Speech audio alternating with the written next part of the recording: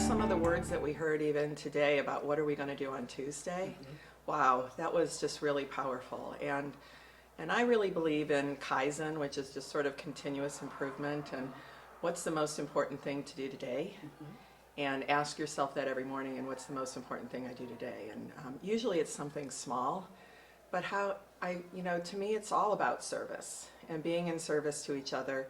And I personally believe that we're all interconnected, and that, if we can keep those connections and that energy and being there to support each other and everyone be about service. And it doesn't have to be the home runs all the time. And I say to my staff and my team, it's those everyday touches of continuous improvement and being about service to others, because to me that's the divine, and that's where we all connect.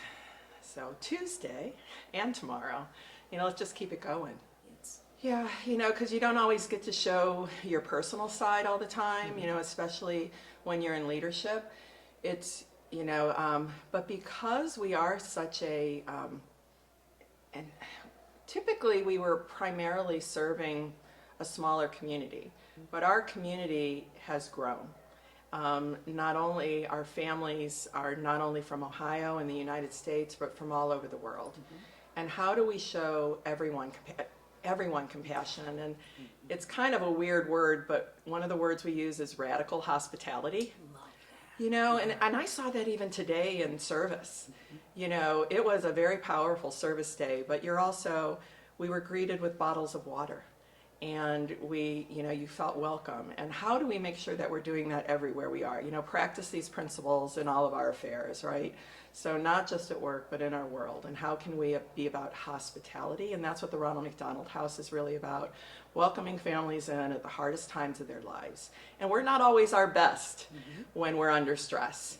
And reminding ourselves that, this person may not be at their best right now, and let's help them. And just remind each other that meet them where they are.